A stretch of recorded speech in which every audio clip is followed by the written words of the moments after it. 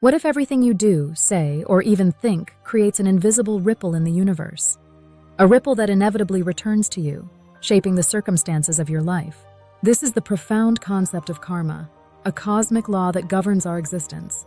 According to Krishna, one of the most revered deities in Hinduism and the central figure of the Bhagavad Gita, karma is not merely a law of cause and effect, but a divine principle that guides human destiny. Today, we'll dive into the science of karma, not as a distant spiritual theory, but as a living, breathing truth that can help you understand the forces that shape your life. Karma is often misunderstood. Many people think of it as a punishment and reward system. Do something good, and good things will happen to you. Do something bad, and you'll suffer. But this is a superficial view. Krishna's teachings in the Bhagavad Gita offer a much deeper understanding of karma. According to him, karma is not just about actions, but also about intentions, thoughts, and the energy we put into the world. It's not simply a matter of tallying up good and bad deeds. It's a complex interplay of actions, desires, and consciousness that creates the blueprint of our future. In the Bhagavad Gita, Krishna reveals that karma is intertwined with the concept of dharma, one's duty or purpose in life. Every individual has a specific role to play in the cosmic order, and karma is the mechanism through which we fulfill that role. When you act in alignment with your dharma, you create positive karma, and when you act against it, you create negative karma. This idea introduces a fascinating dynamic into the discussion. Karma isn't just about what you do. It's about how well your actions align with your true purpose. What makes Krishna's explanation of karma even more intriguing is his assertion that one can transcend karma altogether. This might sound contradictory. How can you be free from karma if every action creates a ripple in the universe? Krishna teaches that the key lies in detachment from the fruits of one's actions. In other words, if you perform your duties without attachment to the outcome, you are no longer bound by karma. This idea challenges the common belief that karma is an inescapable cycle. Krishna offers a way out, a path to liberation through selfless action. In scientific terms, karma can be compared to the law of conservation of energy. Just as energy cannot be created or destroyed, but only transformed, the energy you put into the universe through your thoughts, actions, and intentions doesn't just vanish. It lingers, shaping future events and circumstances. This energy is karma. The more positive energy you put out, through compassion, kindness, and love, the more positivity comes back to you. Conversely, if you put out negative energy, through hatred, selfishness, and cruelty, that's what you'll receive in return. The universe operates like a mirror, reflecting back the energy you project. But Krishna's concept of karma goes beyond simple energy exchange. He introduces the idea that karma operates on multiple levels: physical, mental, and spiritual. Every action has a corresponding effect, not just in the material world, but also in your mind and soul. When you perform an act of kindness, for example, you create positive energy not just in the physical world, but also within yourself. Your mind becomes more peaceful, your heart more open, and your soul more aligned with the divine.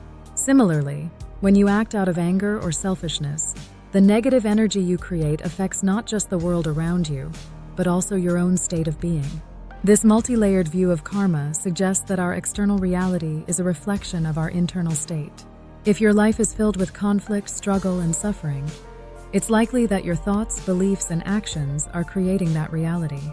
On the other hand, if your life is filled with peace, joy, and abundance, it's a reflection of the positive energy you've cultivated within yourself. Krishna's teachings encourage us to look inward, to examine the quality of our thoughts and intentions, because they are the seeds that grow into the circumstances of our lives. One of the most profound aspects of Krishna's teachings on karma is his emphasis on self-awareness. To break free from the cycle of karma, you must first become aware of how your thoughts and actions are creating your reality.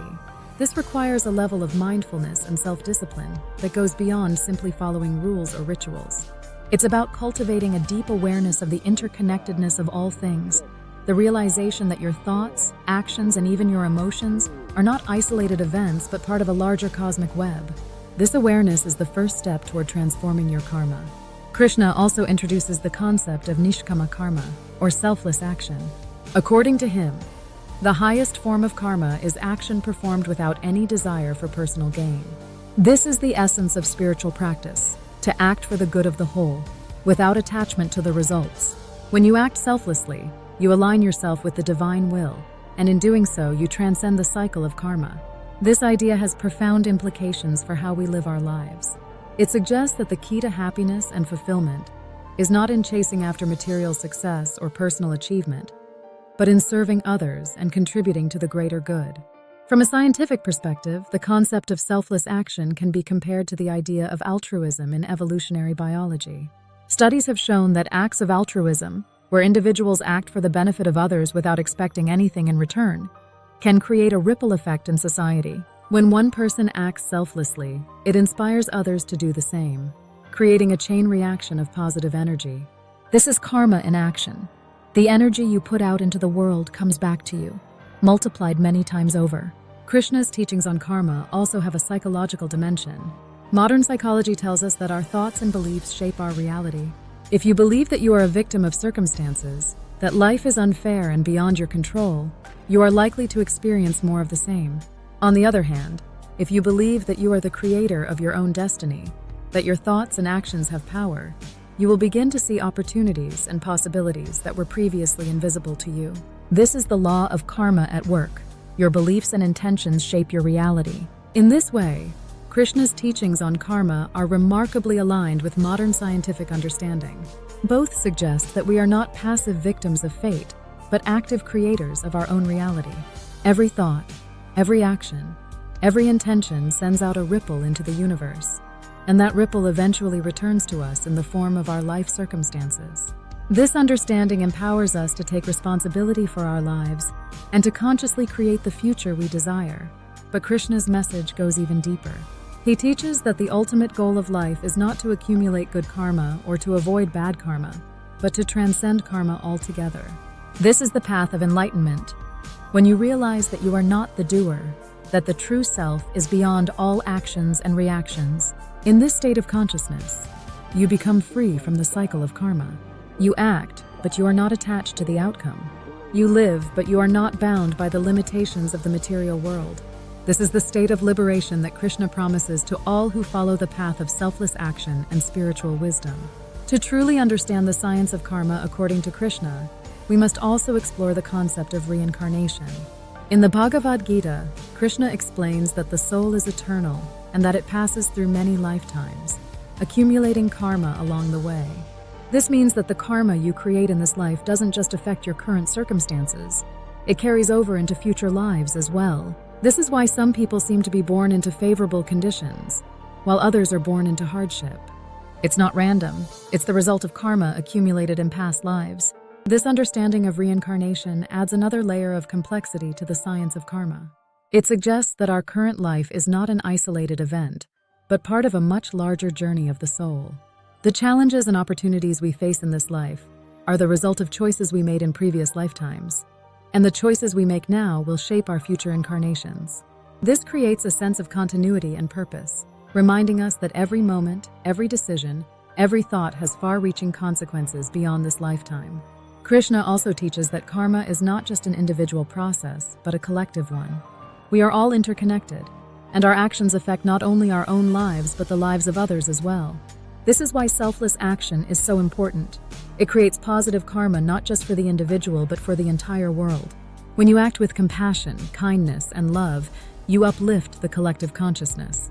On the other hand, when you act out of selfishness, anger, or greed, you contribute to the suffering of others. This collective aspect of karma is what makes it such a powerful force in shaping the destiny of humanity. In today's world, where we are more connected than ever before, Krishna's teachings on karma have never been more relevant.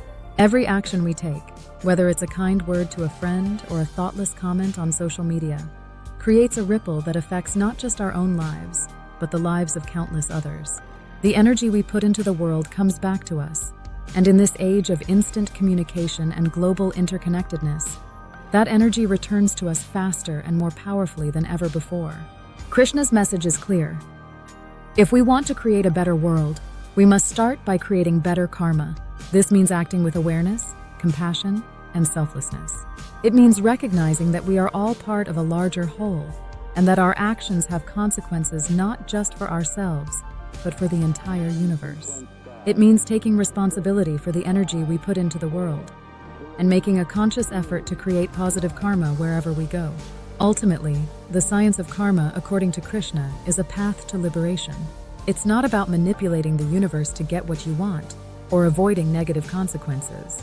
It's about aligning yourself with the divine will, acting in accordance with your dharma, and transcending the ego-driven desires that keep you bound to the cycle of karma. When you live in this way, you become free from the limitations of the material world, free from the cycle of birth and death, free from the endless pursuit of pleasure and avoidance of pain. You become one with the eternal, unchanging self that is beyond all karma. In conclusion, karma, according to Krishna, is much more than a simple cause and effect principle. It is a profound spiritual law that governs the universe on every level: physical, mental, and spiritual. It shapes our lives, our relationships, and our destinies. But it also offers us a path to liberation. Through self-awareness, selfless action, and alignment with the divine will, we can transcend the cycle of karma and experience the ultimate freedom that Krishna promises.